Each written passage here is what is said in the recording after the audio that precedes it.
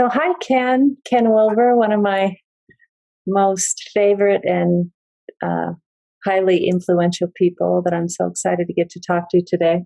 So we're on day 5 of the Global Resilience Summit, everyone. And I would just like to take a moment to introduce you to Ken if you haven't met him before. He is a writer, he's a visionary, he's a philosopher, and he's the most widely translated academic author in America with 25 books in print that have been translated into over 30 languages. He developed integral theory, which is a theory of everything that embraces the truths of the world's great spiritual, scientific, and philosophical traditions. This theory has been applied in so many different domains, from health and medicine to education, politics, business, psychology, and in my case, spirituality. It brings coherence, depth, and a framework for coordinating our efforts and our practices, best practices in all of these different areas. Ken and I met in 2004 when I went to work for the Integral Institute and was introduced at a much deeper level to his work. But I would say, safely say that there probably isn't a seeker in the world in the last 40 years that isn't somewhat familiar with Ken's work. So thank you for joining today, Ken. It's such a pleasure to be with you. Oh, it's great to be here, Diane. You're one of my all-time favorite people. So we're ready to go. All right. Well, there's so much. I mean, today we're 5 or 6 days into the invasion into Ukraine. So, of course, that's on our hearts and minds. Right. And we'll certainly find our way to that as part of our conversation today. But I was wondering, just in terms of this topic of resilience, you began to write at a very young age. And I think you told me once that your writing was really born out of a genuine question that you had. And I would wonder if you wouldn't mind just taking us back to what is it that began your writing career, and what was the question that you were so interested in? Sure. In a sense, I got started in my worldwide quest by examining meditative traditions worldwide. So I got interested in, for example, Zen Buddhism, and then in general, Buddhism in general. And the question that Zen was always asking, it seemed to me, was how can I get a genuine wholeness to my own being? And so whether that meant answering koans or practicing shikantaza or counting breaths or whatever, the idea was that you could actually expand your own awareness to larger and larger and more whole dimensions. And that idea of wholeness sort of stuck. And I wanted to know not only what wholeness do we have spiritually, but also if we look philosophically at various world traditions, are there ways to actually tie those different philosophies together? And how about something like religion and science? Is there actually ways that we can get those whole? And so I wrote my first book when I was in my mid-teens, and it was called The Spectrum of Consciousness. And what it did is it looked at various types or dimensions of human consciousness itself and looked at various ways that they could actually be integrated or brought together into a genuine wholeness. And that's why I called it the spectrum of consciousness, because what we call consciousness actually has an entire spectrum of different levels or dimensions or waves or aspects to it. And you actually can use various practices and methods and bring those different levels together into increasing types of wholeness. And so what I looked at in the spectrum of consciousness was a description of all of these levels of consciousness that we had. And I knew we had them because different spiritual traditions pointed them out and would give you actual practices you could use to get in touch with them. And so I wanted to bring those together into sort of a single kind of framework. And that's when I started. And like I say, it was in my mid to late teens. And once I finished that book, I just kept writing because I'd come up with a sort of holistic framework that would pull them together. But I kept finding either new levels of consciousness or new types of practices or new philosophical traditions that needed to be included.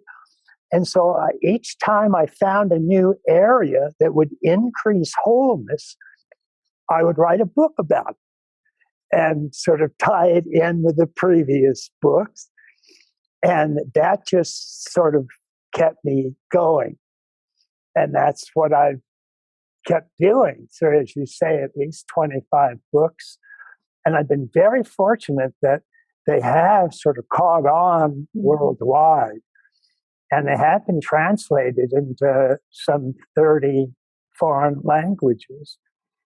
And so that's really quite terrific as far as I'm concerned. Well, it's also very, very practical. One of the things that I was impressed by when I was first introduced to your work is that, we give a lot of attention to inclusion these days. It's a word that matters a lot to a lot of us these days. But you were the first person that really showed me, at least, that we could think in terms of the individual and the individual's interior growth, but also looking at the body and looking at the neuroscience of the individual. Right. But to do that exclusive of culture and context, or to look at it exclusive of even the structures and the systems, was an incomplete view of who we really are, that we're all those things. And I feel like you've been ahead of the mainstream a lot in terms of really thinking these things through and giving us a map that becomes more and more inclusive. So yeah, as a spiritual teacher, I appreciated very much just that idea that I needed to consider all of the dimensions, these 4 major dimensions of my students and myself, for that matter. Yeah, well, that was part of my own understanding as I began looking for wholeness, a genuine wholeness. I mean, what does it mean to truly be able to include all aspects of human awareness and human beingness and human consciousness? Because that's not a commonly asked question in many cultures. They have generally religion or 2 or 3 that are embraced, and if you feel spiritual, then you try to find a spiritual wholeness by practicing that religion. But if you have a philosophical orientation, and you look at the various philosophies in the culture, you'll find that they don't very often agree with each other. And very rarely do they talk about the importance of taking all philosophical concepts and finding ways that they are actually united or can be joined or be made a part of wholeness. And so it's not something that you're commonly asked. And certainly in our educational systems, we rarely teach any sort of, quote, holistic approach. So you study either science or philosophy or psychology or sociology or religion, but you never study how do they all fit together and how do they actually combine into an extraordinary wholeness. So one of the things that you will find is that in the various spiritual traditions themselves, they often have a so-called mystical aspect or component.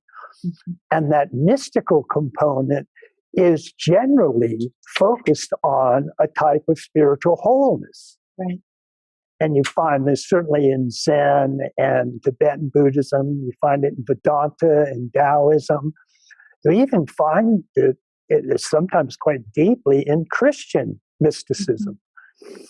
And the idea is that you can actually go from your normal, everyday, somewhat narrowed and divisive consciousness, and you can have a waking up experience. You can have an awakening. You can have an enlightenment.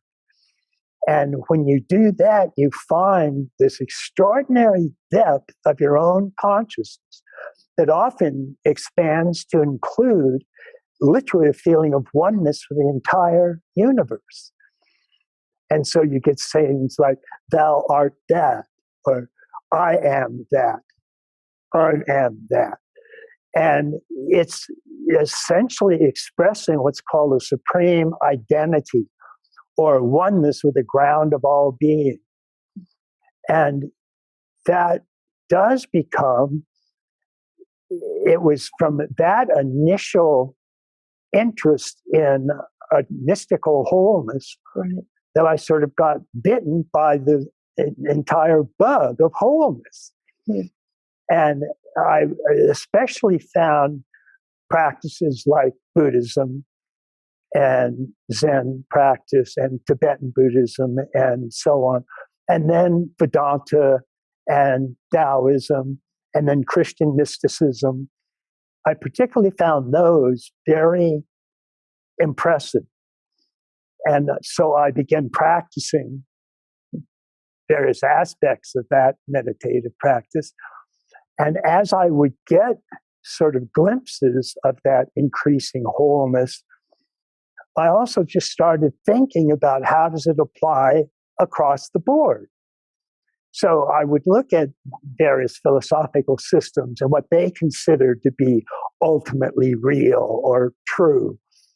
And you could also find, again, that there was a certain type of wholeness that you could find that would run through all of them. And so you could start to bring together these different intellectual approaches. So you could bring together psychology and sociology and philosophy and so on. And again, because I was grounded in practices like Zen, I wanted to make sure that whatever framework I would come up with would be able to be directly realized and assimilated, just like a Zen Satori would be. And so that sort of kept me on an integrated approach, if you will, and desire not just to find ways that I could say, oh, this fits with this and this fits with this and all of that, but ways that you could actually realize these unities or this wholeness, this increasing oneness.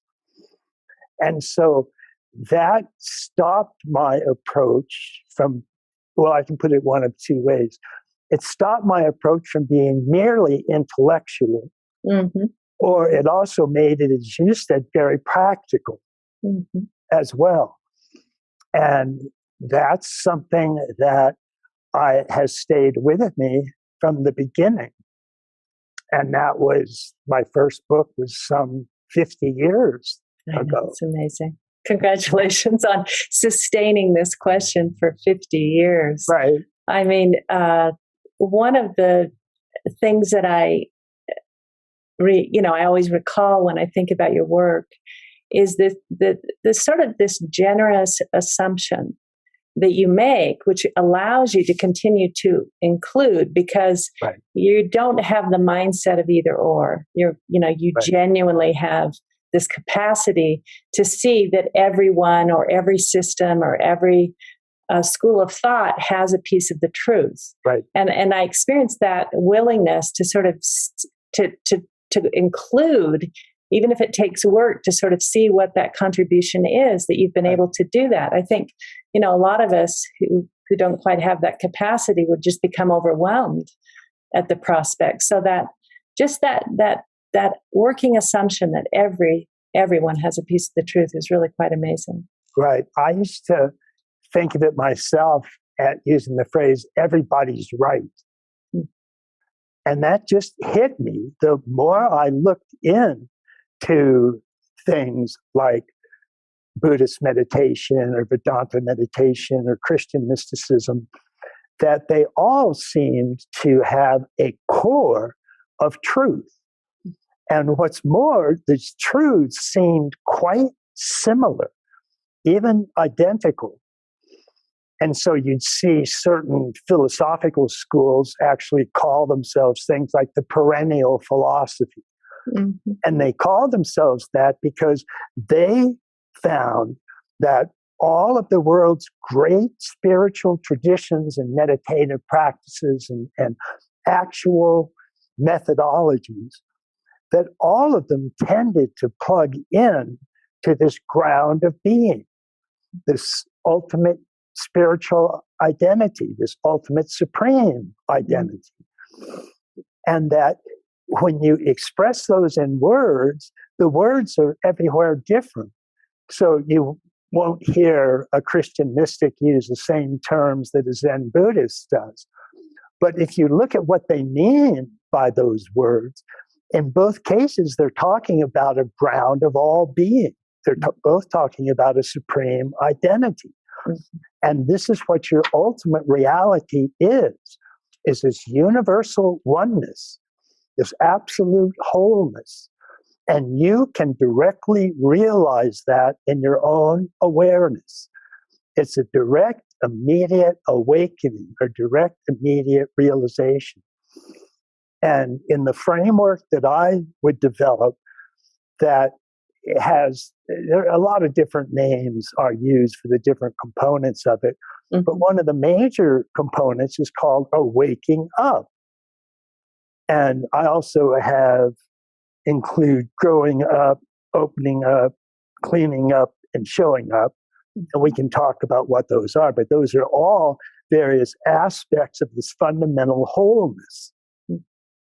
And the waking up was the first one that I, in a sense, was aware of, largely because of things like Zen practice and actually having teachers in the tradition that made sure that whatever you would do, you would have the direct, immediate realization yourself. And it wasn't just some idea you were carrying around, it's some intellectual goodie. And from there, I wanted to sort of expand that understanding. And so waking up was the first area that I included.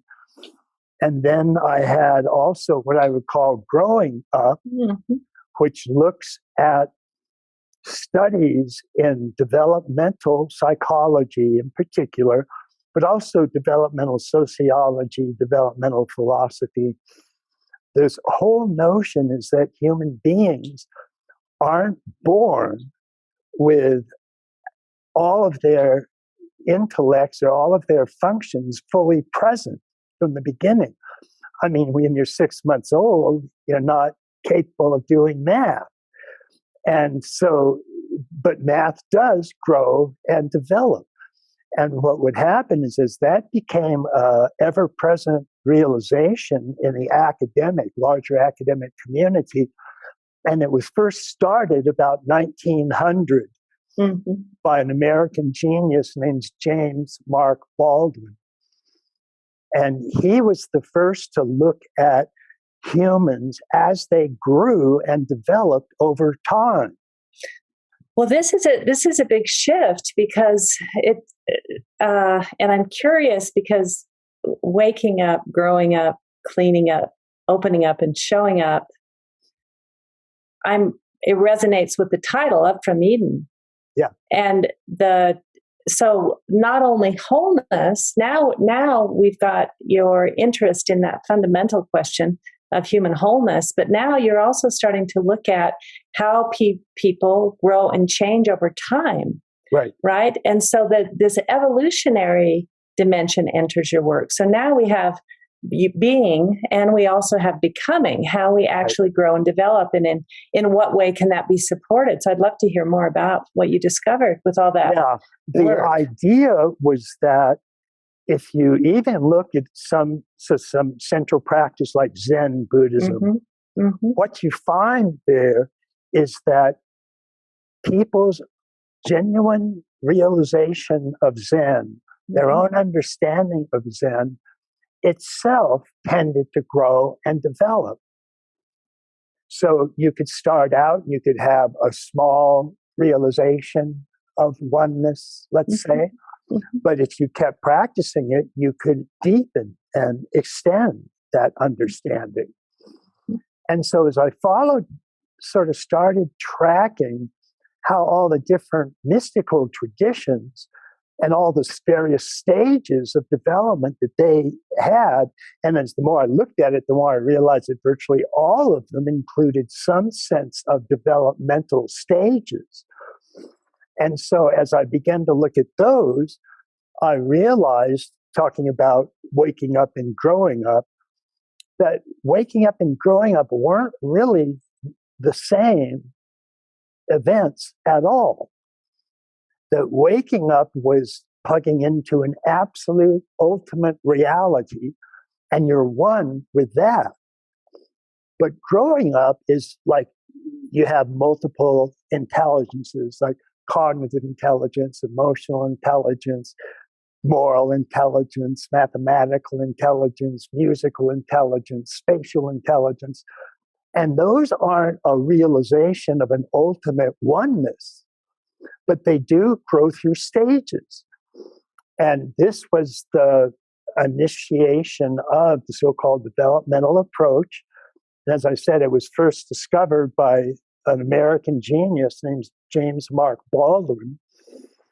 And what they found is that virtually all human intelligences start at a very simple and low-level stage of development, and they expand and get deeper and grow wider and wider. And so they, in other words, went through what's been called levels of development or structures of development or even waves of development. And again, the first person to realize that was James Mark Baldwin. And he was actually a colleague and friend of William James. So while James Mark Baldwin was studying structures or levels of development, William James was studying states of development. So you have states of consciousness, and that's what you have when you have a satori or a waking up realization. Your state of consciousness expands and can expand to a supreme identity. And then the individual intelligence itself is going through various levels or structures of development. And the thing about structures of development is that they're all third-person realities. In other words, you can't look within and see a structure of your own development. But states of consciousness or states of waking up, those are all first-person realities. When you're sitting there meditating and all of a sudden you feel like you're one with the entire universe in bliss and love, you know it. You're directly aware of it. It's a first-person reality. It hits you right in the face. But when you look at structures or levels of growing up, you find that most people, we can't even introspect and see these structures. It's very much like, let's say, a system of grammar. You and I are now both using a particular grammar of the English language, but we can't look within and see what those grammatical structures are. They're just not directly aware to us. So the only way you can get an understanding of these structures of development is by actually studying them from an external third-person perspective and getting a sense of the stages that they go through. And that's what James Mark Baldwin did, while his friend William James was studying states of consciousness or awakening, or he called the varieties of religious experience.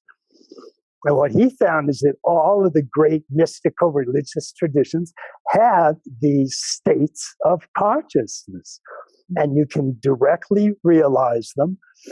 And then, of course, you'll word it however you're comfortable with wording it or whatever your tradition teaches you. And that can change from tradition to tradition. But the actual state of consciousness itself, that tends to be very similar across traditions.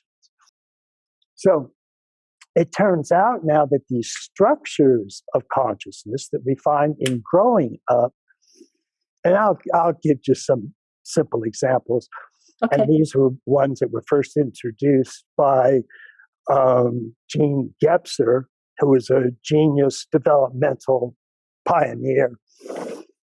And no matter what intelligence he was looking at, whether it was cognitive intelligence or mathematical intelligence or moral intelligence or verbal intelligence, he found that they all went through similar structures of development. And he named them archaic to magic to mythic to rational to pluralistic to integral. And you can probably tell just by listening to them that each of them is more sophisticated, deeper, wider, more expansive, starting from archaic, which you're just identified with your own isolated physical organism. Mm-hmm. And that's pretty much what the place we all start with. That's where you'll find every 9-month-old infant alive is plugged into this archaic stage of consciousness. Mm-hmm. And then as we grow into age 5, 6, 7, we move from archaic to magic. And magic means essentially that you're just starting to differentiate yourself from the environment. So the mind is just starting to come online. And at first, the mind is still one with its environment. And so that's called magical cognition, because what we think when we're at the magical stage is whatever, if we see some objective thing and we label it differently, we name it differently, then it'll actually appear as a different object. And so that's called magic, because we think that to alter the name of a thing actually will change the nature of that thing. And so all young children have magical ideas because they think different things, and they think their thoughts are actually one with what they're aware of. And that's not quite right. But it is a very typical early stage. And by the way, these stages do happen to grow evolutionarily or historically. Mm-hmm. And so we find archaic cave art, for example, and then after that we find magical. Are you saying that the trajectory of this growth occurs in individuals, but it also occurs in humans as culture? Yes. Is that what you're saying? Okay. Yeah.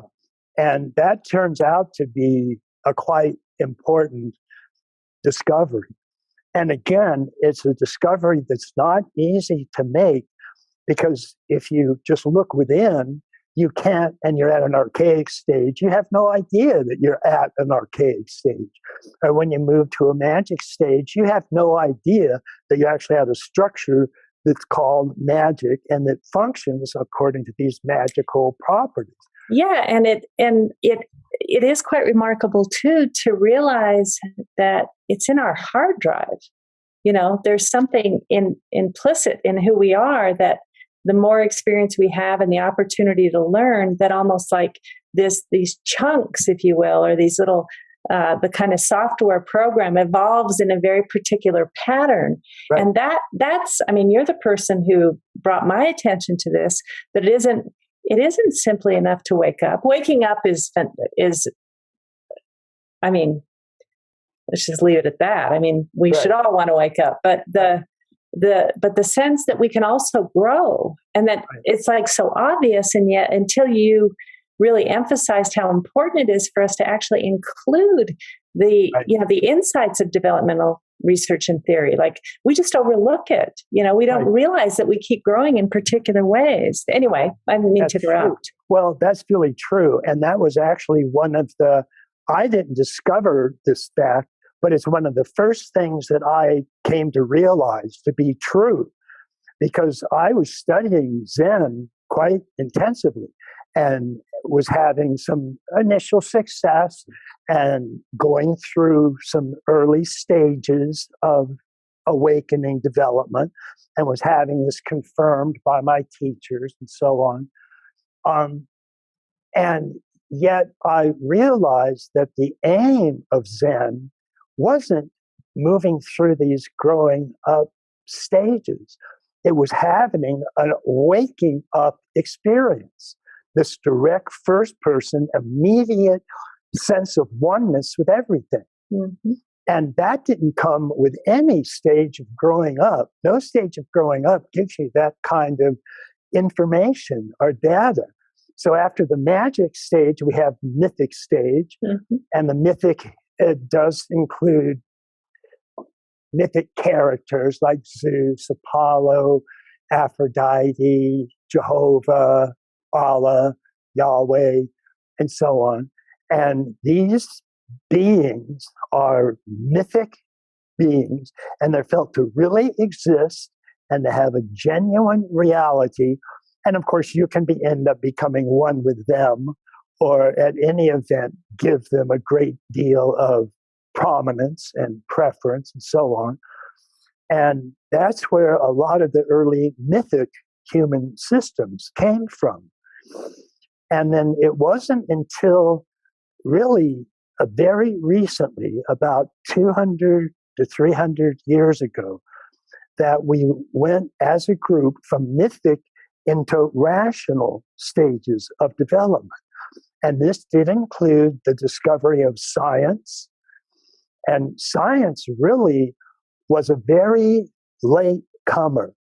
The understanding of a rational structure of development, and particularly the rational structure was first applied in what we today call science. That a scientific approach was independently and simultaneously invented by Kepler and Galileo. Mm-hmm. And in 1605, they both came up with a notion that, quote, the laws of nature are to be best understood through measurement. Wow. And that was what started the entire scientific revolution. It wasn't just empirical or objective studies, although those were there. It was actual measurement. And so Galileo measured earthly motion and came up with the laws of earthly motion. Kepler measured gravitational motion and came up with the laws of planetary motion. And the super genius Isaac Newton put both of them together to come up with the universal laws of gravity. And all of a sudden, we're on to a rational structure of consciousness. Mm-hmm. And that just, of course, was a massive, explosive discovery on the parts of humans. And its a central language was mathematics, which has always been a little bit of a puzzle to philosophers. Is why does mathematics work so well? It just seems to apply everywhere and all at the same time. Mm-hmm. So that's a good discussion. What is mathematics? But that is a good discussion. Yeah. We didn't really become that aware of it until the rational structure of consciousness itself emerged. Yeah, like co-arising, right? That's right. So the experience of the turning away from the church and towards the heavens and the telescopes and that, as you said, the ways to measure, Right. and then sort of empiricism and science and these insights co-arise, and mathematics as the language of that suddenly becomes central to the entire enterprise. Right. And, for you and me growing up when we did, empiricism and science was just built in. But you're saying that prior to 1600, that wasn't the case. And now in culture, we're also seeing some kind of postmodern breakdown of how we understand and use science. So Right. we never would have thought that would have happened when we were young. No. And that tends to happen because rationality, the rational structure, can adopt so-called third-person perspectives. And so first person is what magic is at, second person is mythic, and rational is third person.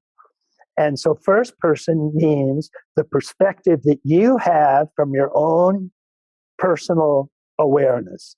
That's your own first person, your own I-ness, me-ness, mine-ness. And then as consciousness continues to expand and grow, it learns to take the role of other. So it can take a second person perspective. And second person is you or thou. And it includes, it goes beyond first person, I, me, or mine, to expand to a you or a thou. And our awareness actually expands being able to take the role of other. And so we can talk because I can say something and I'm pretty sure that you will understand it. And you can say something and I'm pretty sure that I will understand it. But second person is still second person. With the emergence of rationality, a third person perspective emerges. And that's what gives us science and mathematics, is that some kind of objective perspective, exactly. if you will. And that means third person also means, well, first person is like I, me, mine. Second person is you, thou. Third person is a third person. It's a he or him or her or she or just it. Third person, it. And that becomes very important because that third person, it essentially is a mathematical embrace. And in addition to being able to speak of groups of third person people, they, them, theirs, so on. And so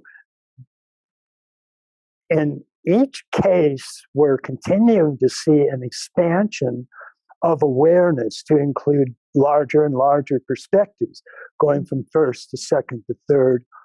What happened in the Which is incredible because you're talking about wholeness. And so we have the perspective of I, you is more wholeness, right. It is more wholeness. It's right. quite incredible that we grow in to include more, which is right. exactly what you were interested in. Right, exactly. And it was the desire to track that wholeness that sent me on this whole so-called integral exploration.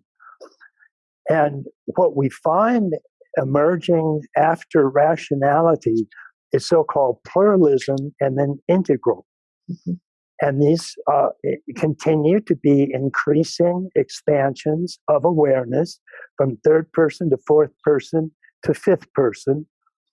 And fourth person starts, the third person embrace of the world does tend to include mathematics, and it tends to look at whole systems because it can see this large third person wholeness or universal embrace for the first time. And so that's one of the reasons that we get systematic science, is because we can actually see systems for the first time. But they tend to be, as the postmodernists, this is the postmodernist critique, those universal systems are just monolithic. They're sort of straitjackets. They're just singular systematic forms. And therefore, they don't tend to include for example, the perspectives from different cultures. So when they started saying, wait a minute, all cultures have some sort of truth, then the whole multicultural, postmodern movement came in. And that is the emergence of a new structure of consciousness. And that became very important. And when that emerged, of course, it tended to reject third person science or just single universal monolithic systems. It didn't like those. And it wanted to be more multicultural, more inclusive, more embracing. And so it tended to do that. But what it couldn't do is it could look at these third person universal rational systems and divide them into multiple pieces, or divide them up into sort of all sorts of multiple systems, and not just one universal fixed rigid system. But it couldn't draw them together. And so what you get with postmodernism is, it's also called pluralism, is that you get a whole bunch of fragmented, separate viewpoints. And that's why postmodernism itself tends to be a fragmentation, because it can divide all these universal systems into multiple systems, but it can't draw those multiple systems together. Which is really interesting, because one would think, with the value of inclusion as the underpinning in a certain way of all of these different systems, that somehow they would hold together. But at postmodernism, it's actually the opposite. So I want to just mention to people that Ken actually, well, I can't say that I met you through the internet, because I didn't. But when you and I started working together, you were one of the first people I knew that actually had started a website, was using the internet. You were interviewing people and posting those interviews. And that was in about 2004. Yeah. And so you've been kind of on the internet wave ever since the very beginning. Right. But the internet emerges during this, as this pluralism emerges. I mean, we have modernism that gives us the technology, but then the sensibility. But it also seems to be at the root of a lot of our issues around disinformation or misinformation, and also, the challenges around how we make meaning together. So right. Before you describe Integral, or maybe after, if you could sort of say how the internet is part of this, and how do we deal with this fact that it's so fragmented? Yeah. And just notice that when the internet first came out, all my friends, all of us thought this is going to provide an enormous unity throughout all philosophies, all cultures, worldwide. This is finally bringing it all together. And it doesn't depend on just that strict, rigid, rational universalism, because that really didn't include all the different multicultural areas or aspects. Right. And pluralism, postmodernism, was against that. And so they would divide up and look at the multicultural elements of the world, but then they really they didn't have enough cognitive strength to pull all of those fragments together and see how they all fit into a yet larger wholeness. And so what happens is that we all started out thinking, this it's going to be amazing. It's going to be wonderful wholeness. And it didn't. What it did was presented every broken multicultural system in the world and threw it in our faces. Yeah. And said, good luck. And created all these silos where people could see not the people who are different or think more broadly, but we all went into the pocket of reality that made the most sense to us. Right. That's exactly right.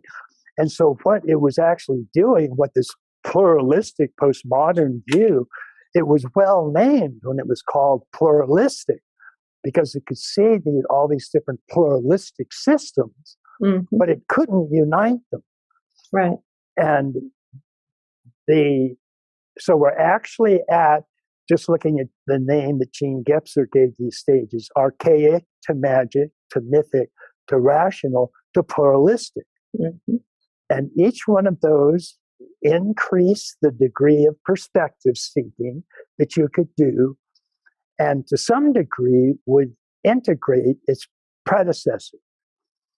But postmodernism, pluralism, could divide them and differentiate them beautifully, but it couldn't integrate them. And that's the problem. And almost all forms of development have divide and integrate, divide and integrate. So if you just, today, if you look at any zygote, it starts as a single cell, then that'll divide into 2 cells, that'll divide into 4 cells, that'll divide into 8 cells, 16 cells, 32. And they're not just dividing, they're also being drawn together into systems. So we get muscular systems, skeletal systems, digestive systems, and those are all unities, in a sense, of a lot of these differentiations that had been made at the previous stage of development. But pluralism itself didn't have that ability. It could differentiate, but it couldn't yet integrate very well. And that was just due to a lack of overall development on its own part. And that's why when the next major stage emerges, the integral stage, what it does is take all the differentiations that the previous postmodern stage delivered up, and it takes them all and integrates them into holistic systems. And so that's where in single organism, you do start to see the differentiated cells being brought together into holistic systems. So we get nervous system and digestive system and hormonal system. And all of those act as unified, integrated systems, pulling together all of the various individual units into broader holistic systems of integrated wholeness.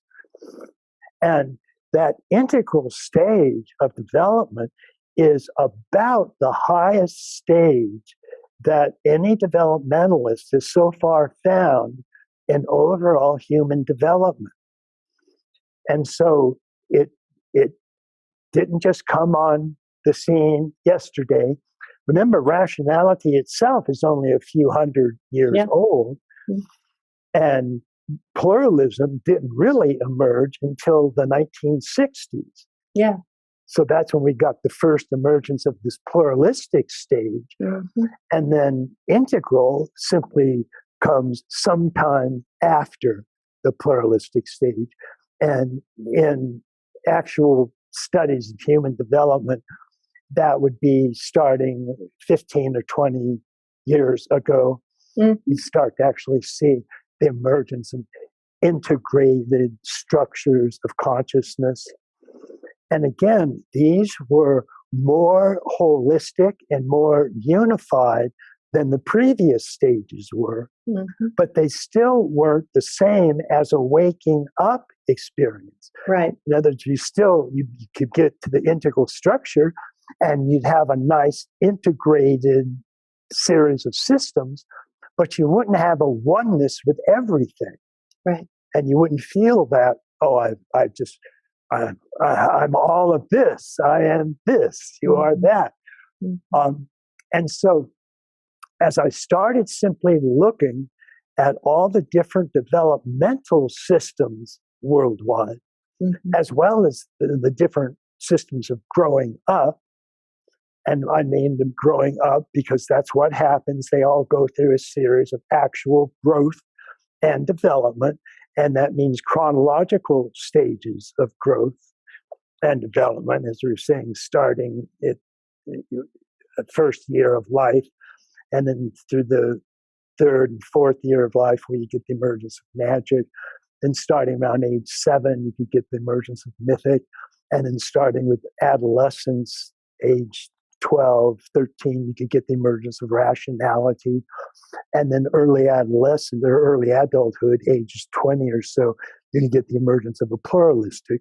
Mm-hmm. And then later, in starting the 30s, the integral stages would tend to emerge. And those were stages of growing up.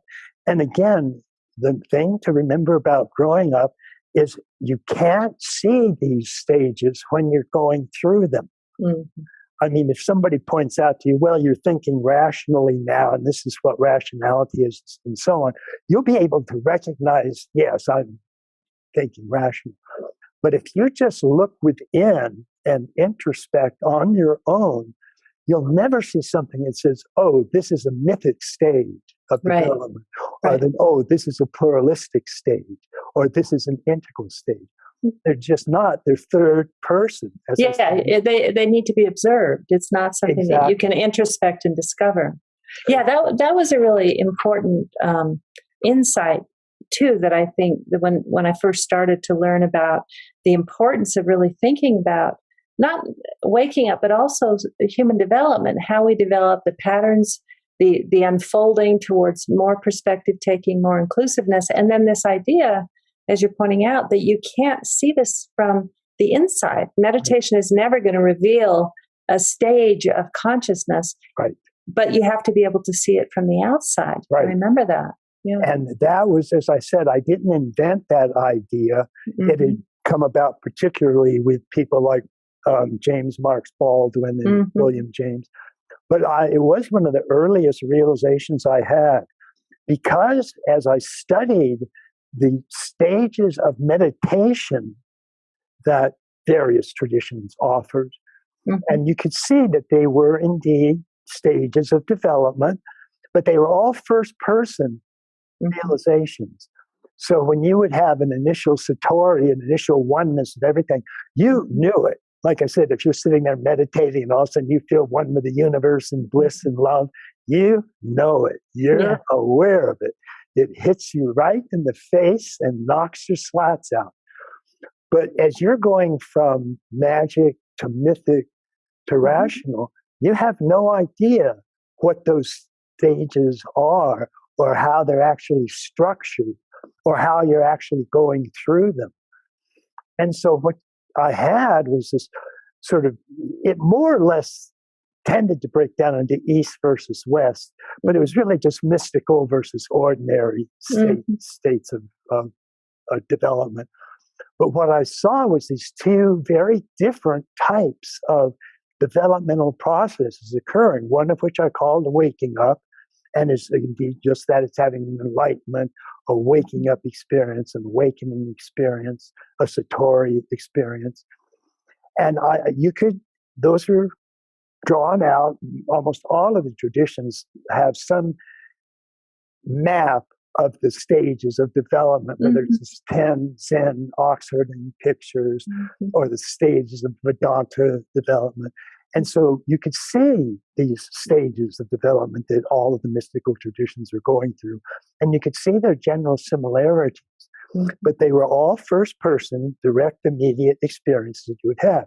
And then next to that, you had stages of development that nobody could be aware of if they're just looking within or introspective.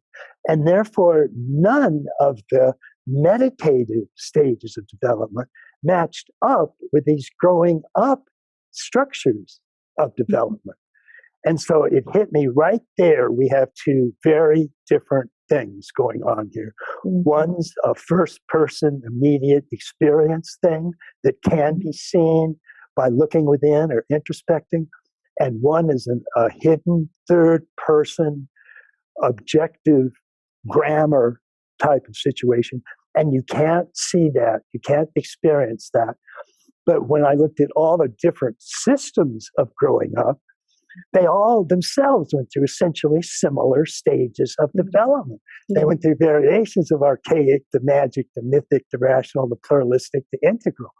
But those weren't at all the same as the stages of development that Zen was going through. And so that became extremely important to me, because it was clear that both of them were offering a type of wholeness, but it was, in a sense, a different type of wholeness. And just as we have first, second, third, fourth, fifth person perspectives that are all real, but are all different perspectives, so we can have these different aspects of wholeness, whether they're waking up, growing up, opening up, cleaning up, showing up. All of those are very real and offers very genuinely real different types of wholeness. But if we can't see any of them by looking within, the only one that you can see that way is waking up. And it's the only first person immediate awareness. And that's why I think we have examples of waking up traditions like Zen or Vedanta that go back thousands of years. Because when you have an experience, let's say it's 3,000 years ago, and you're practicing your Zen meditation like a good person, and you walk through the woods, and all of a sudden you're one with the woods and one with the trees and one with the sun, and all of that, you have that immediate first person realization. And so if you want to, you can even write it down. Oh, I had this sense of extreme wonder. Write a poem. And it's not a problem. But you never, while you're going through that walk in the woods, you'll never know if you're at a magic stage or a mythic stage or a rational stage or a pluralistic stage. You'll just never be aware of that. And so, but clearly that was adding a type of wholeness. And if you wanted to get to complete wholeness, you wanted to go from archaic to magic to mythic to rational to pluralistic to integral, integrated stages of development. And when you did that, you would see things like, for example, if you're a philosopher and you get to the integral stage of development, then you'll have the cognitive capacity and you'll have the interest to figure out how these different philosophies fit together. Which is what your question was way back in the day, that you have that impulse to want it to fit together. I think one of the challenges, maybe I'll just pose a couple of the more challenging questions, which I'm sure people have asked and that you've thought about. But so when we start to see both of these human capacities for waking up and for growing up, and we start to see that growing up applies not just to who we are individually, but also to our collectives. And it helps us start to explain some things. Like it helps us start to explain the let's say the extreme polarization, in the sense that you maybe you have a pluralistic edge to culture, but between pluralism and these early stages, you have the rational stage, you have the traditional stage, and maybe you even have a kind of an earlier stage and so now, rather than having kind of traditional culture and modernist culture hanging out together, you've now got postmodern culture, which is quite threatening to traditional culture and may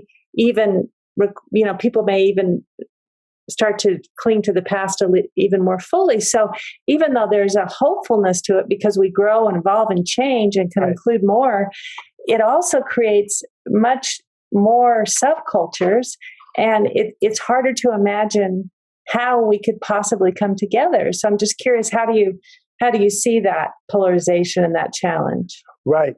Well, that was one of the parts of what hit me as I started to see the differences between waking up and growing up. Because as I became more interested in both of them, I obviously began studying both of them more intensely. And so the more I studied growing up, the more struck I was by the way humanity on the whole had gone through these different structures of development. And so there was a time, as I said, when we were at an archaic structure, and our cognition fit the archaic structure as it's been studied and laid out by developmentalists now for hundreds of years. And then we moved to a magic era, And we actually had, you can look at history and see examples of magical cultures and magical cave art. And that's a period that we actually went through. And then you get the emergence of these mythic structures. And when that happens, and it happens depending on different cultures, somewhere between 10,000 BCE and 100 CE. But you get the emergence of mythic types of thinking. Mm-hmm. And that does include things like Jehovah, Yahweh, Allah, Zeus, Apollo, and so on. Across the globe. Around the globe. Mm-hmm. And essentially, it's similar-ish time periods.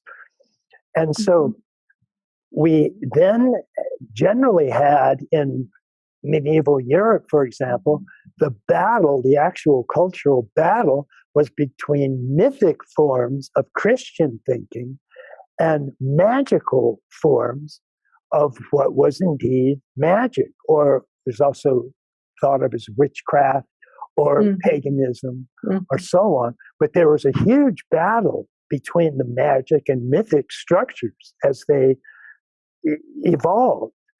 And then when we see rationality and science emerge, of course, there begins a huge battle between science and mythic religion. Mm-hmm. And so in each case, we can see how the succeeding higher stage comes to battle with the previous and lower. And the previous stage is threatened by the emergence of the newer stage. Very much. In almost all cases, that's exactly what happened. And so people, of course, the more individually evolved or advanced a person was, the more they would tend to themselves believe in the advanced structure. So all the smart people of the Middle Ages, as it turned into 16 and 1700, all the smart people became scientists. Mm-hmm. And so we have all the Galileos and Bacons and Isaac Newtons and so on. Mm-hmm. Now, all of them would still tend to believe in a mythic God. But in terms of the way they actually thought and the experiments and studies that they did, they would do that from the higher stage, the rational scientific stage. And that stayed our sort of premier leading edge until, again, the 60s.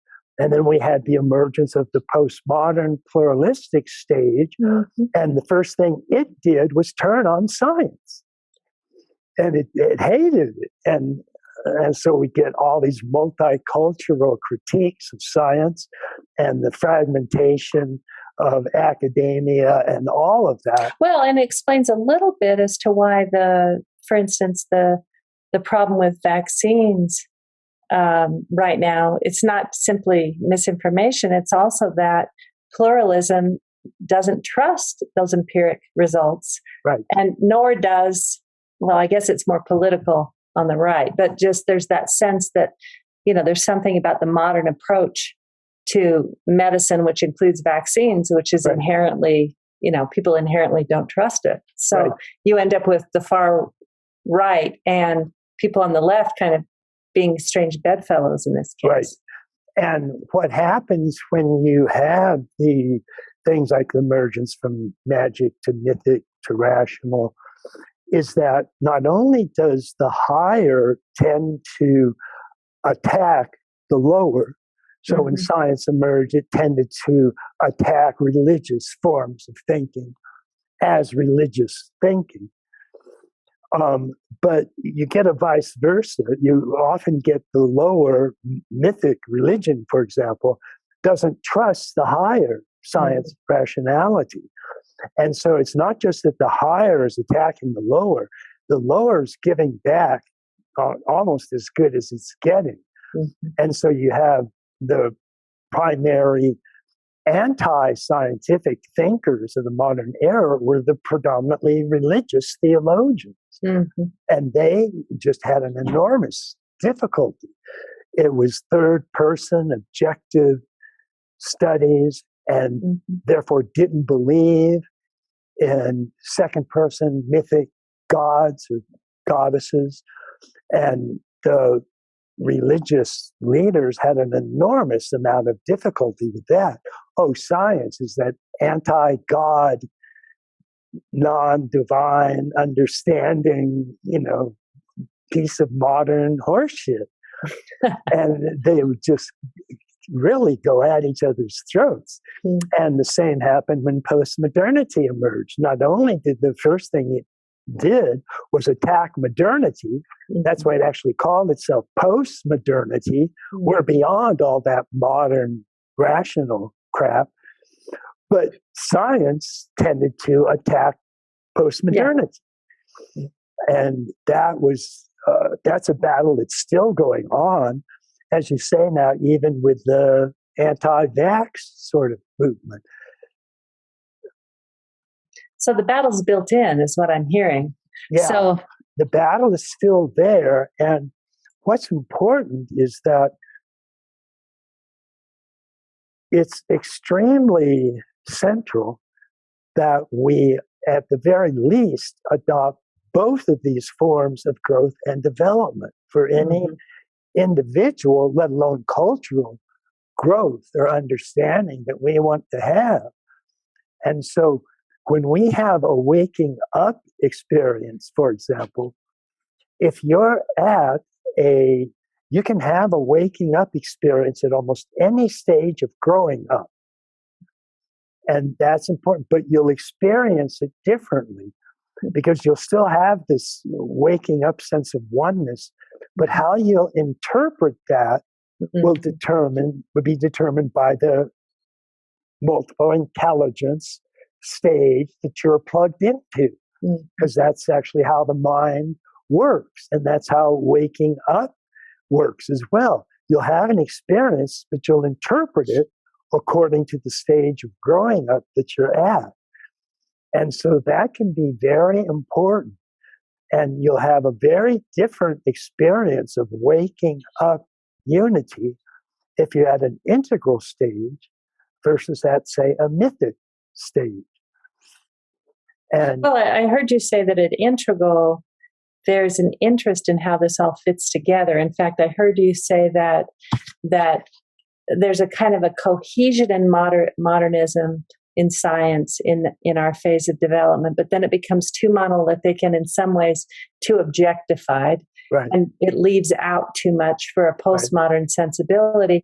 Postmodern sensibility attempts to include more. It wants to include the subjectivity and the different qualities of culture, and maybe we see the wounding and being accountable to the history, and yet it's not able to provide an integrative function. And so then what we see is the next stage emerge, which is called integral, and we see systemic thinking start to be a quality of that, and there's some ability now again to be able to hold this all together.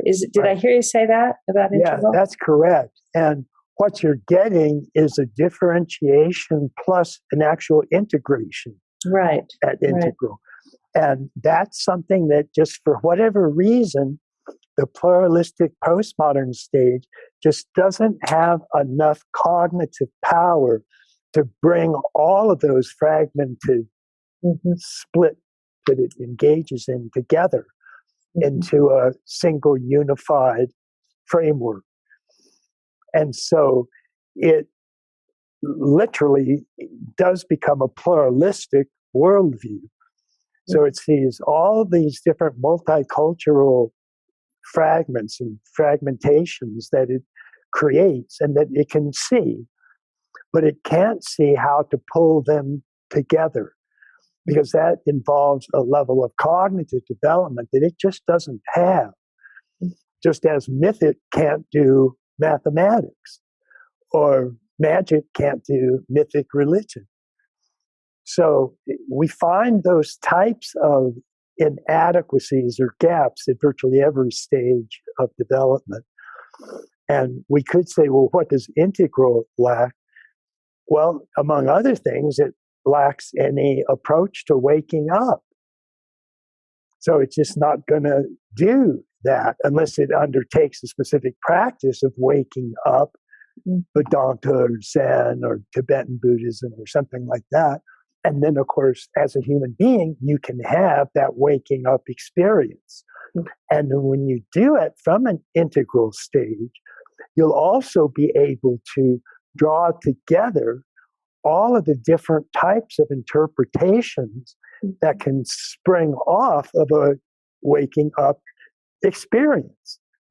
So that you'll still have your multiple intelligences, your the dozen or so different intelligences that, including all of those, is actually what we refer to as opening up, because it amounts to realizing that I don't just have cognitive thinking, I also have, or cognitive intelligence, I also have emotional intelligence, I have a moral intelligence, I have a mathematical intelligence, I have a musical intelligence, I have a verbal intelligence, I have a spatial intelligence. I know, it's quite amazing, isn't it? When you start listing them like that, it's quite amazing how it diverse the intelligence is. Right. So diverse, yeah. It is. And this also was a fairly recent discovery.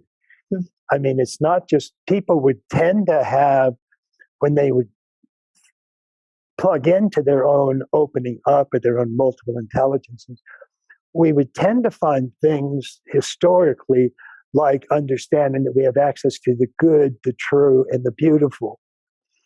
And that's right. That's three of our multiple intelligences. The good is moral intelligence. The true is cognitive intelligence. And the beautiful is aesthetic intelligence.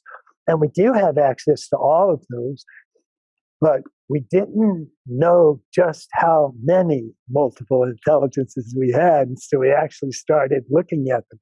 Again, these are not something that you can see just by introspecting. They're not like waking up. So, but having all of those and opening up to all of them is actually an experience of another type of wholeness. Because when you start to realize, whoa, I really do have access to not just cognitive intelligence, but moral intelligence and emotional intelligence, and spatial intelligence and mathematical intelligence, and musical intelligence and spatial intelligence. It really can be a very enlightening experience to just, in a sense, go through that list and look for each one in yourself. And so that's what I call just opening up, because it is opening up to all of our multiple intelligences. And we do have access to all of them. Every person essentially alive has access to perhaps up to a dozen multiple intelligences. And they really add up, so to speak. Yeah. So that's an example of another type of wholeness that we have access to. So not only waking up and not only growing up, but also opening up. And then just to finish the particular list that I generally use, there's something that we call cleaning up. And cleaning up was essentially, it's most today represented with names like Sigmund Freud. And the idea is that we not only have access to our conscious mind, and we can introspect our conscious mind and be aware of it and so on, but we also have various unconscious elements or aspects that were once part of our conscious mind, but got split off or fragmented or repressed. But somehow they become unconscious. And it takes very specific types of methods and practices to get at those unconscious elements. And what Freud is credited with being one of the first to discover, is that we do indeed have an unconscious, which he called the id. And by the way, people generally know the terms ego and id from Freud, but Freud himself never once used either of those terms. He actually used the German pronouns. So for the ego, he always used the term the I. So he would say the I is aware of this, or the I is aware of that. And then when some of it was split off and became unconscious, he actually called it the it, which is translated as the id, of course. Mm-hmm. So instead of ego and id, Freud would just say the I and the it. Oh, that's interesting. Yeah. And it's a very good way to think about much of our unconscious, is that it does become, in a sense, an it. Yeah, it's not me. A third person unaware object. And we can't directly see it as our own I, but that's what's supposed to happen. We're supposed to take up certain practices like identifying with some it process we have, or translating it as, don't say, the anxiety, it overcomes me. Say, the anxiety, I feel this directly. And so when Freud was asked to summarize what psychoanalysis did, he famously, it's translated famously, as he said, where it was, their ego shall be. What he actually said was, where it was, their I shall be. So it was taking these unconscious it processes and turning them back into an I process. Oh, wow. Where it was, their ego shall be. I mean, it makes total sense, but I've never heard it quite expressed like that. It's like taking back all the projections. Right. You know, images in the dream are actually about me. Exactly. You know, all the things that feel like not me in the world are in some way an expression of my own mind. Exactly. Yeah. And you can see how that actually expands, so to speak, the size of the self, or the size of the psyche. Yeah. Because you're going from a small I, ego self, to a bigger I plus it self. I plus it. And so there's a real wholeness there that Freud stumbled onto. And it, of course, from there, he had many influential followers. His inner circle was Carl Jung, Alfred Adler, Otto Rank. I mean, they were all geniuses. Yeah, I was going to say. And they went out and just continued explosively to expand this. And so what we still have today are various forms of where it was, there I shall become. Is this whole emergence of modern psychology, is that a modernist impulse, or is that the beginning of kind of postmodernism? It's still, technically speaking, a modernist discovery. Okay. Both because of the time period that it was discovered, which is Freud's work occurred, for example, in the 1890s. So it wasn't soon enough to be explicitly a part of post-modernity. I see. It didn't occur till the 1950s and 1960s. It occurred almost 100 years prior to that. And so it was still in the emergence of rationality. And so what Freud was doing was using a form of rational introspection to look within and try to dig up these unconscious it elements. And he would do that simply by telling his patients, say whatever comes into your mind. And that would just let these unconscious its, emerge as conscious I's. And he would occupy the kind of scientific distance, right? He would he would sit, he was an observer, wasn't he, more than anything? Right. But he And must have that's why interpreted. he also, because of his belief in rationality, and the whole point was to make his patients more rational and less open to irrational, unconscious id material.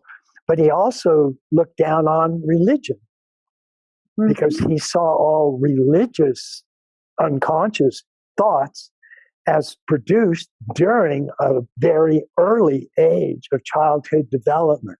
So he saw it was for Marx, religion was the opiate of the masses. For Jung, religion was the big breasts for the masses, or it was a father figure. But it was something that came from the earliest several years of life, and therefore wasn't fully rational. And again, there's a degree of truth to that because human beings do grow up in their various intelligences, and they all start very lacking in rationality and lacking in much structure. And yet, as they grow through magic to mythic to rational to pluralistic to integral, they just continue to get more perspectives and a bigger psyche, so to speak.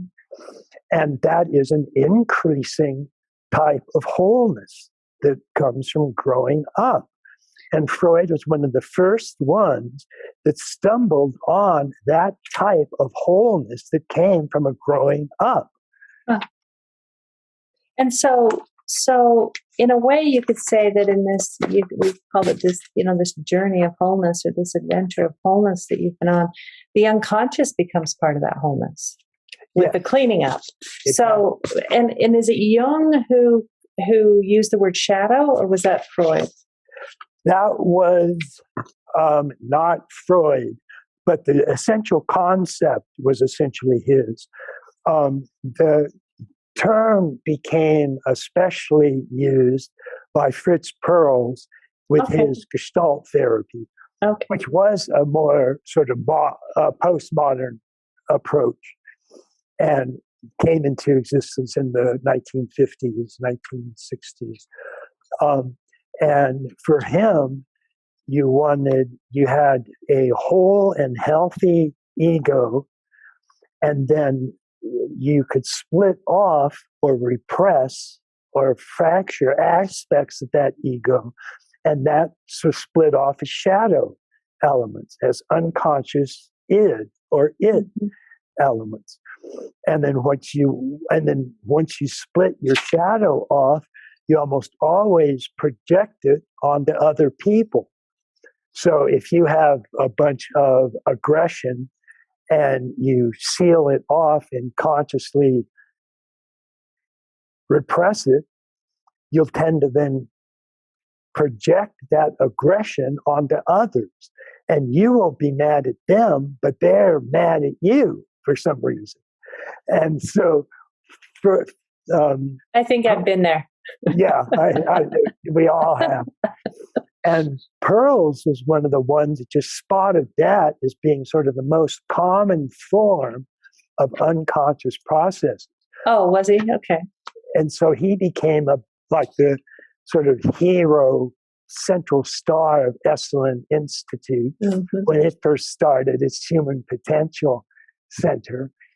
And he would simply have people sit in front of a empty chair, and then when they thought somebody had, that person has a lot of jealousy, or that person has a lot of sexual lust for me, or whatever you saw out there, and he would have you put that shadow material in the empty chair and then have you talk back and forth, so that you wouldn't say they have a lot of lust, you say I have a lot of lust, and you'd actually re-identify with your shadow material.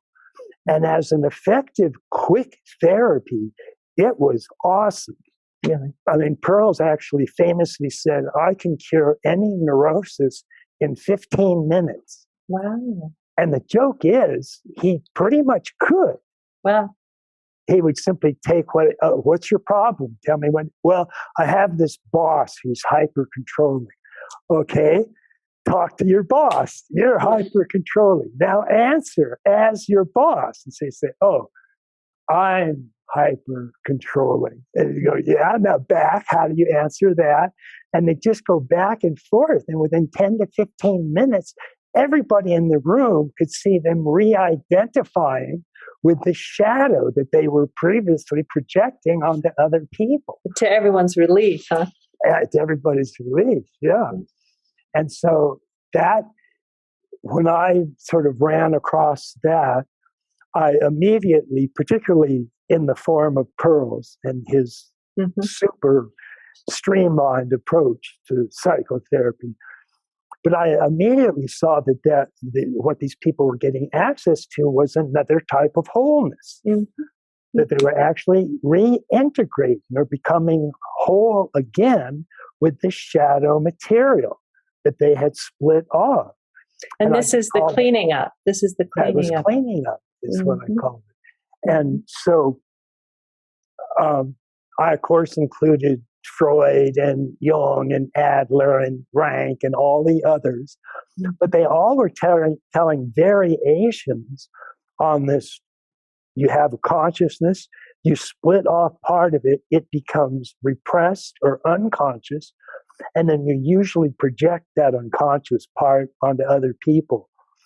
And then you react negatively to them because you hate your shadow, which is why you repressed it in the first place. So you've got to befriend and re-own your shadow material. And when they would do that, of course, they would regain that original wholeness of their full psyche. And so that's what I just refer to in general as cleaning up. And that, but it's also, it's something that you have to, in a sense, be walked through.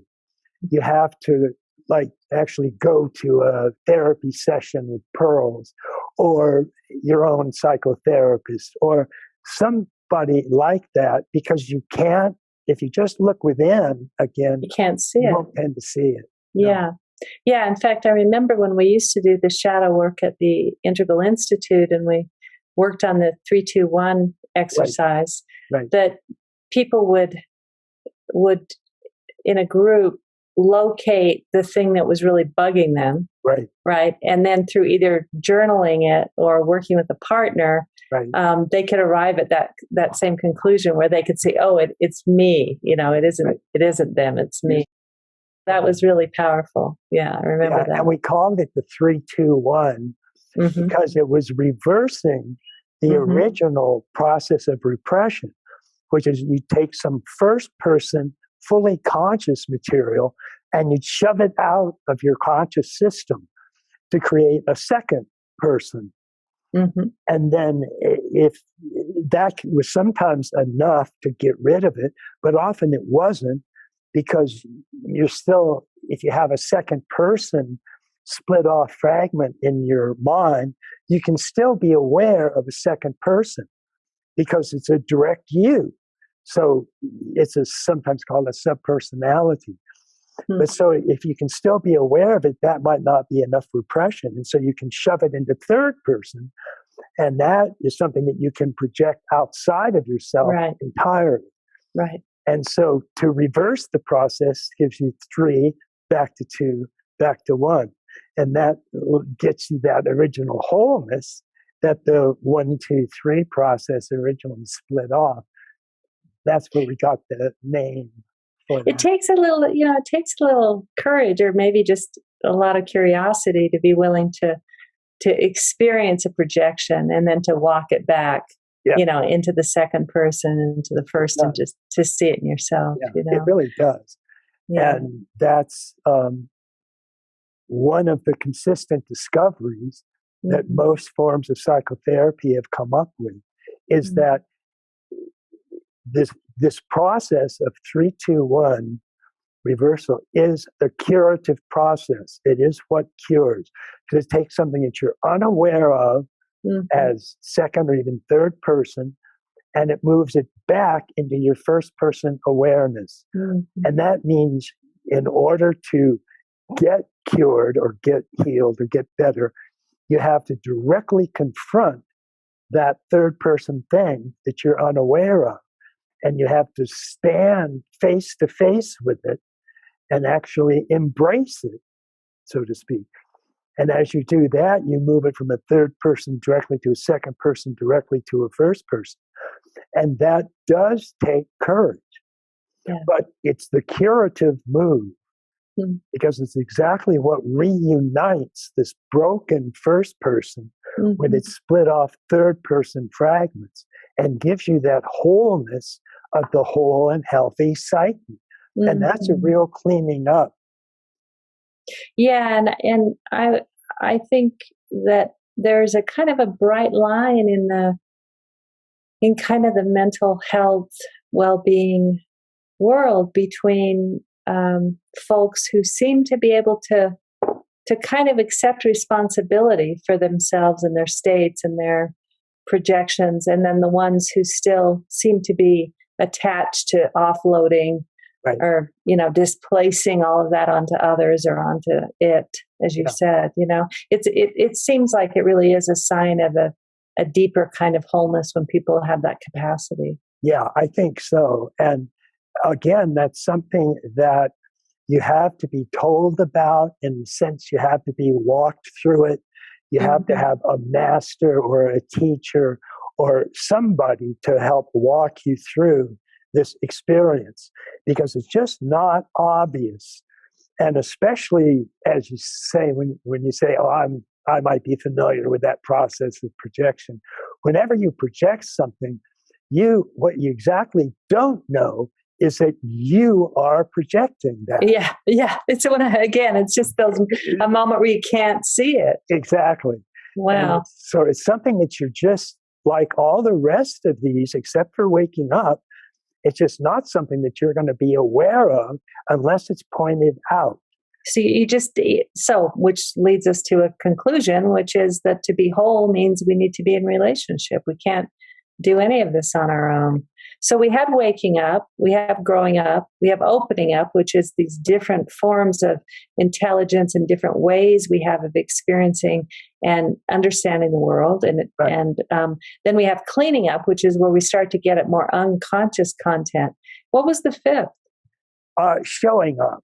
Showing up, okay. And what showing up refers to is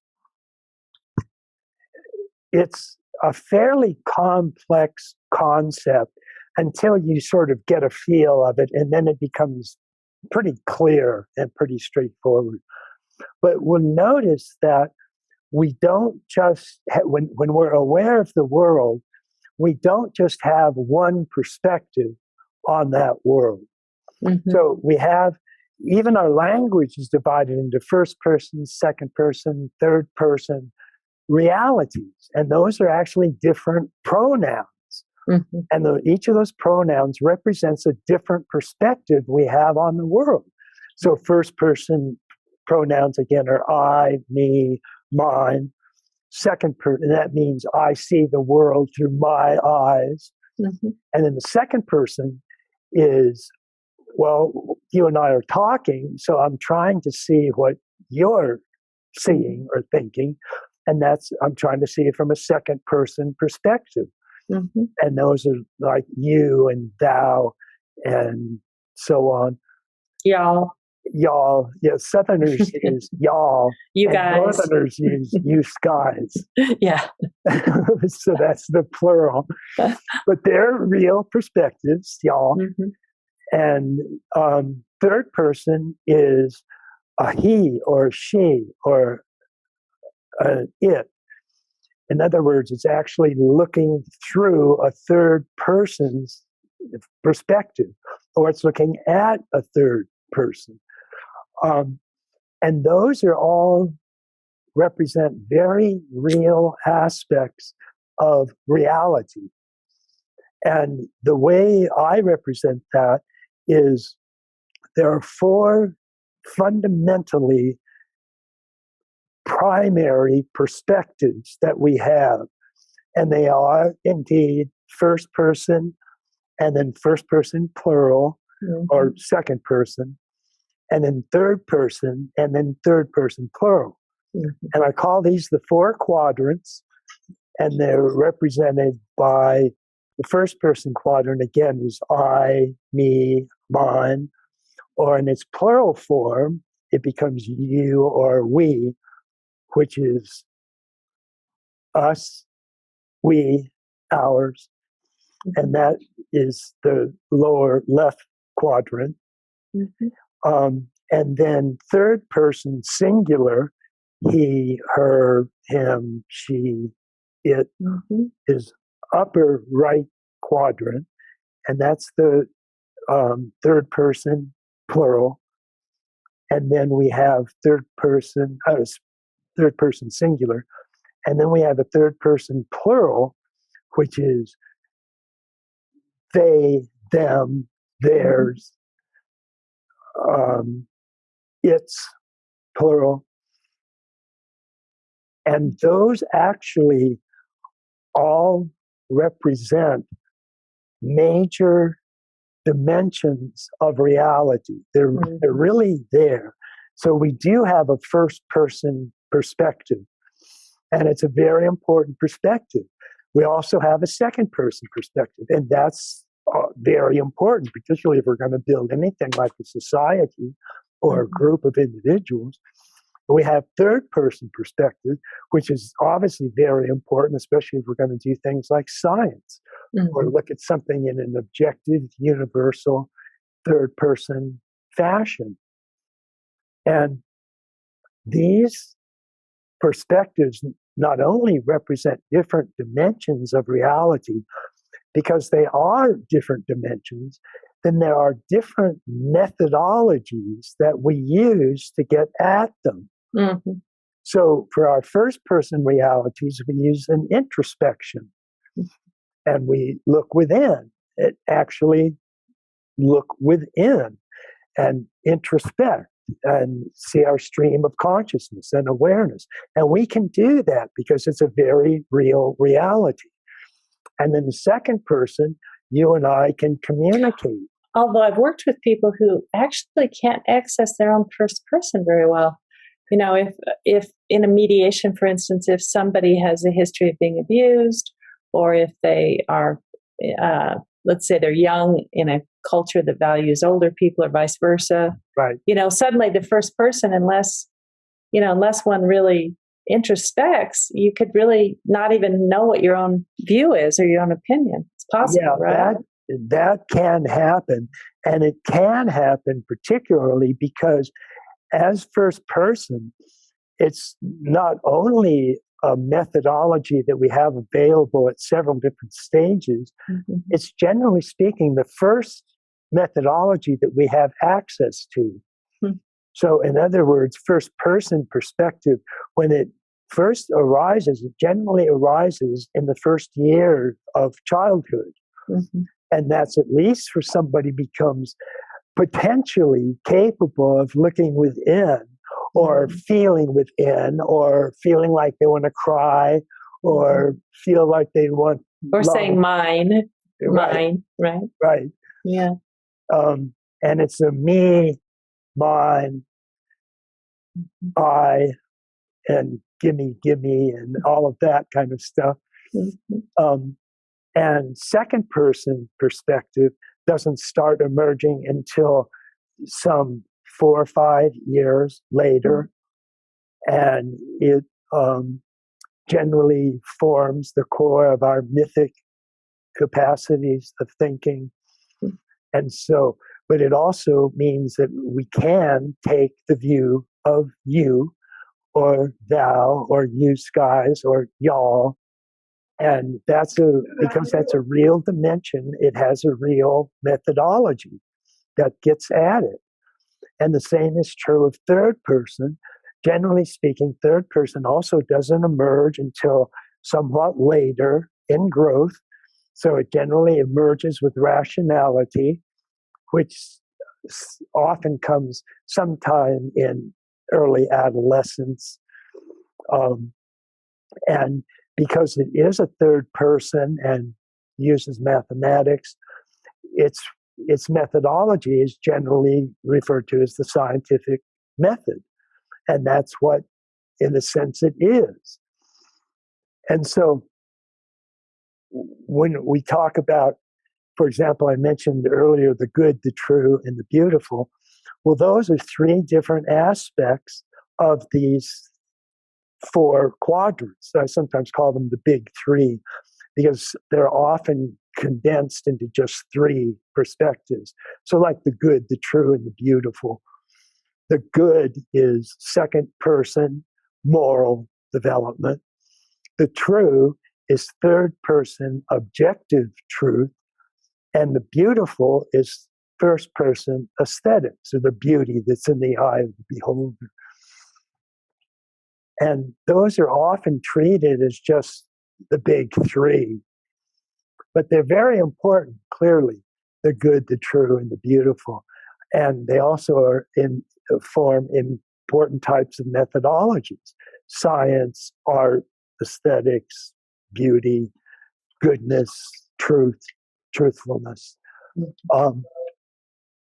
And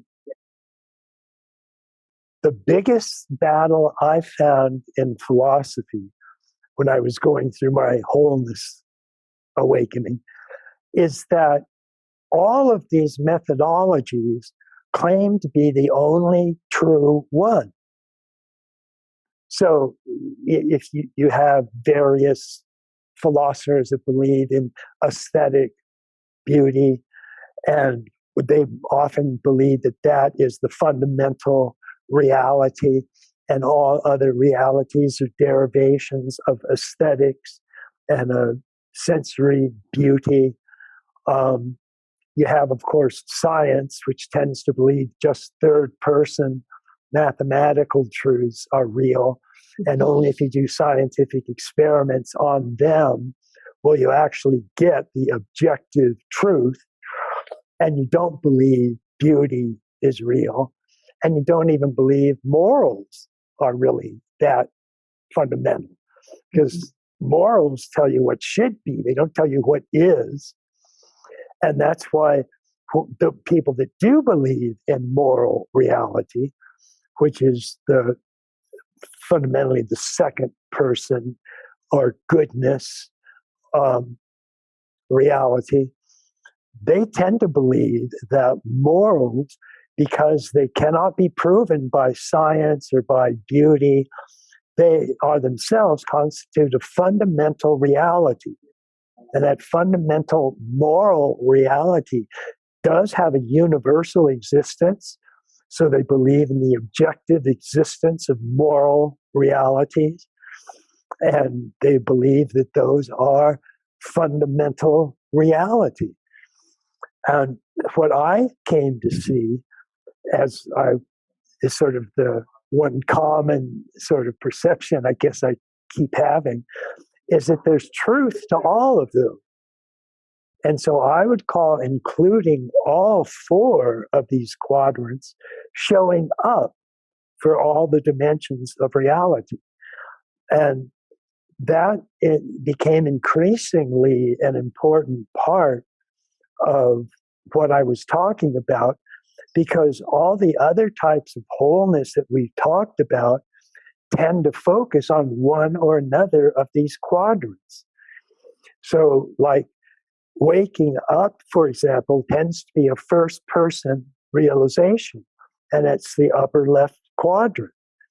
And growing up, on the other hand, is a third person objective phenomena. And that comes from looking at the upper right in an objective fashion. Just like the lower left, or the goodness quadrant, the second person, that tends to have its own fundamental reality. And it's just as real as truth or beauty or mathematics or science, but it can't be derived from any of those. And so it takes a special realization, first of all, that all of these quadrants are real perspectives or real dimensions of reality. And then all of them actually have their own forms of epistemology or methodology or ways you can actually contact these real dimensions of reality.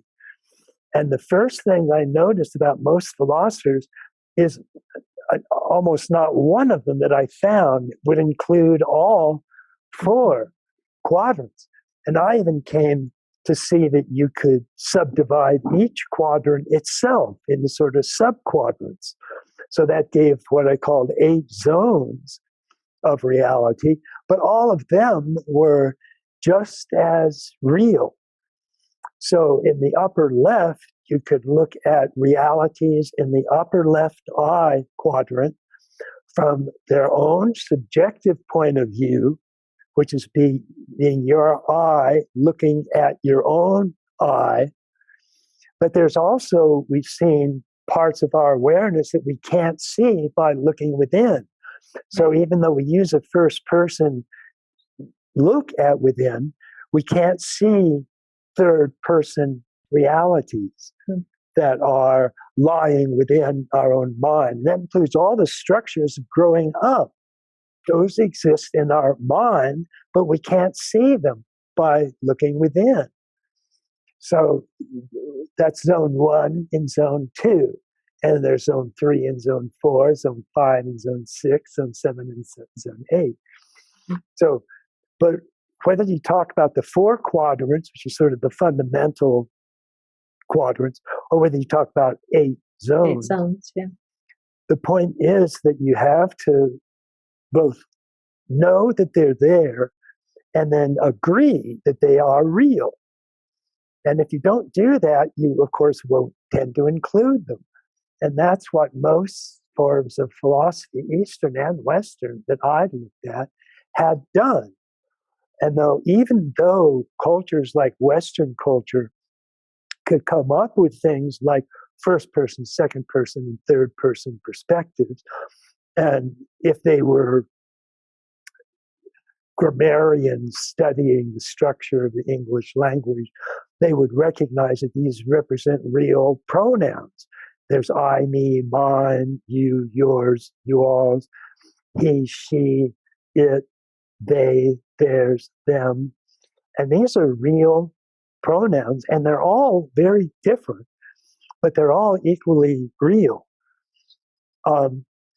That's still not something that's just completely obvious if you just introspect on your own. Right.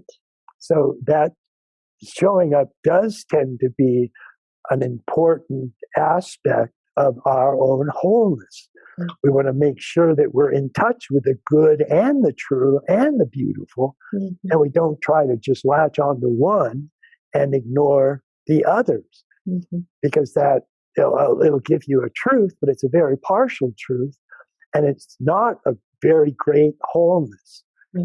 Whereas if you want the wholeness of all of your multiple intelligences working together, you want to make sure you get the good and the true and the beautiful, as well as all particular zones, mathematics and musical and verbal abilities and so on.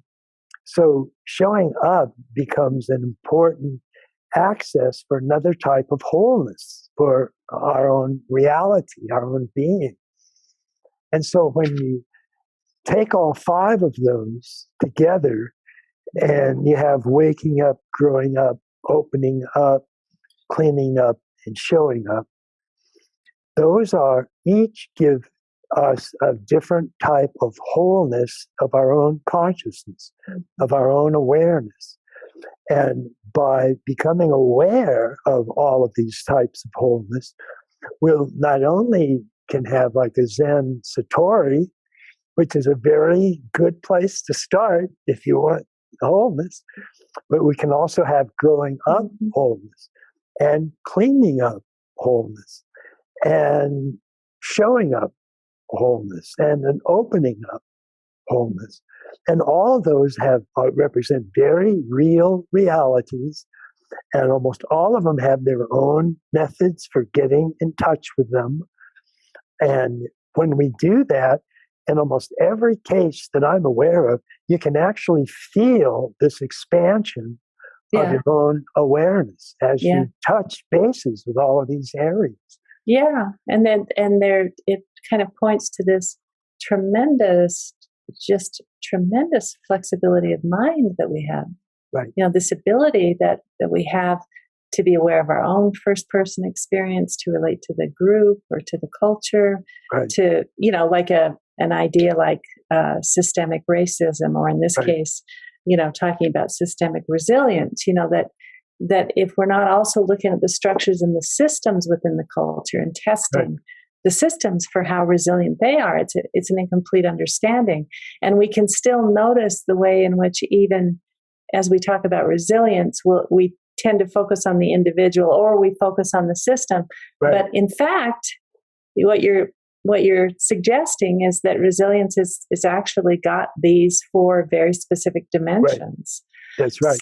And that's particularly important. Again, we can even subdivide these dimensions if we want to. But at the very least, we start with the 4 quadrants, because they really do represent the inside and the outside of the singular and the plural. And those are the 2 most fundamental opposites that we can find in all of reality. The singular and the plural, and the inside and the outside.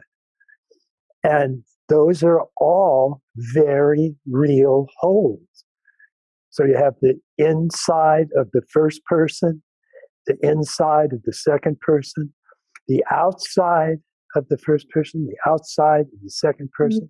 The same with the third person. You have the inside and the outside of the singular and the plural forms. And those are just as simple distinctions as we can make. As I said, I really don't think they're 2 more fundamental opposites than singular and plural and inside and outside. And so when we put those together, we get the 4 quadrants. And those are 4 particularly important aspects of any reality we want to look at, because every reality has an inside and an outside that comes in the singular and a plural form. And so we want to really take all of those into account when we're looking at anything. And that does include the inside and the outside of the singular and the plural, or the individual and the collective.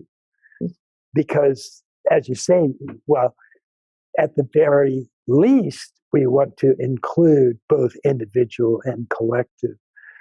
And that's right. That's the singular and the plural. And they both have an inside and an outside. And so being aware of those gives us just a constant kind of background understanding of the many different types of wholeness or completeness that we have available to ourselves. And we want to keep those in mind whenever we're thinking about any sort of wholeness or holistic approach or inclusivity or inclusiveness or integrative. Those are all extremely important areas. And they're the fundamental areas or dimensions of reality itself. So maybe just to bring this to a close, because it's been such a beautiful tour through this original question, and then to see the complexity of wholeness, to see wholeness flower. It's still whole, but it's like we're looking at it from different angles. And so, as we think about this word resilience, and you've just said we need to think about the individual and the collective. We need to think about the interior quality of resilience, but also the resilience of the exterior. Exactly. Is there advice that you would give to the listeners around just cultivating resilience? Yeah, I certainly would want to be aware of how just the take the fundamental concepts of the inside and the outside and the singular and the plural, how those really do exist. So when we think of, let's just say, the environment, it is both collective, and that there are lots of things that make up the environment, all the trees and animals and plants and flowers and so on. So there's a definite collective, and each of those has insides and outsides. So if you're looking at anything, whether it's a molecule or a cell or an organism, it comes in an individual form, but there's also plural forms of all of those. Because there just is no such thing as a single entity. It just doesn't exist. So when we're thinking about, a frog, there's no such thing as a single frog. At the very least, they come in a collective. There's a boy frog and a girl frog. And you have to have both of these frogs, or frogs will never get underway. So you can't just have a single anything or a plural anything. They go together. And the same is true of an inside and an outside. And the inside does tend to be consciousness or awareness. In anything you want to look at, whether you look at an atom or a molecule or a cell, Alfred North Whitehead, of course, called the interior of even an atom, he said it was conscious, and he called it prehension, because that's what is there. It has an upper left interior first-person reality, and that's what Whitehead called prehension. Prehension itself means touch or feel or rudimentary awareness. So there's an inside to every single type of object that exists, including down to electrons, protons, neutrons, atoms, and so on. At least I believe that. That's sometimes called a panpsychic view, because it sees everything as having a mind. I'm not particularly fond of the phrase panpsychic, because it tends to, a proton, for example, has an interior, so it has a psyche, but psyche is a little too complex a term for the simple type of interior that a proton or neutron has. So I just prefer pan-interior, because it does have an inside. Inside without an outside makes no sense at all. Yeah. So they do go together, interior and exterior, internal and external, inside and outside. And that just gives us the interiors, or all the left-hand quadrants, all the first-person consciousness or proto-consciousness dimensions of reality. And the exterior are all the objective third-person dimensions of reality. And they're both there, they both exist.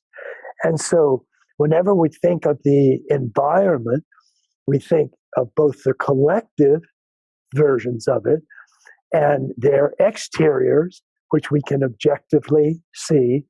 And each of those entities has an interior as well.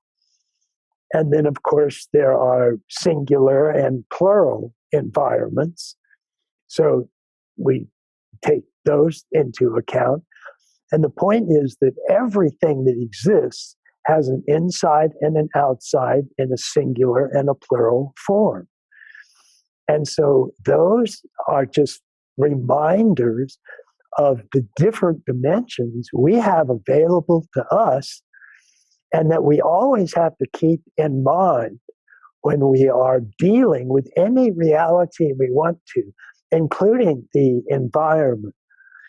So, and including our own organismic being. It's an individual, and we also have collective forms.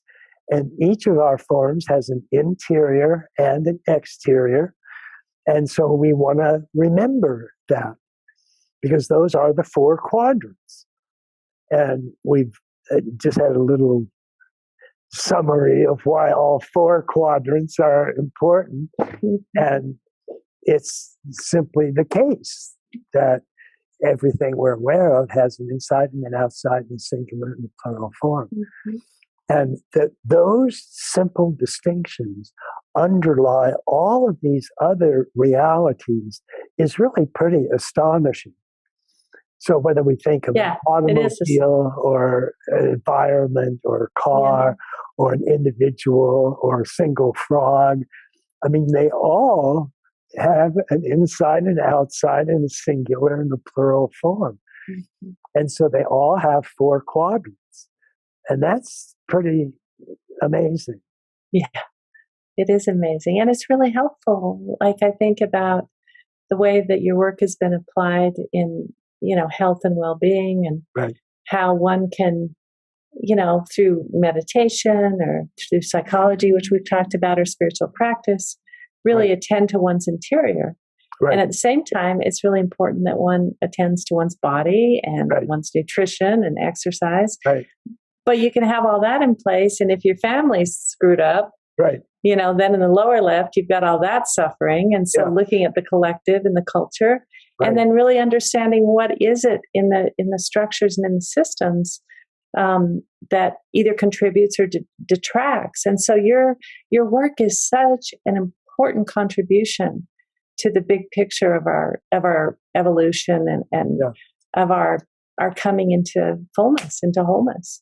I appreciate your saying that. And what is most interesting to me about it all is that simple framework includes so many other aspects of our reality. That's always just astonished me. It's like, how do these four simple quadrants underlie virtually every dimension we're aware of? Yeah, you haven't really been able to find anything that's left out, have you, of those four dimensions? That's what's wild. Yeah. They really do seem to be, in a sense, all-inclusive. They really are all embracing. And that just always sort of blown my mind.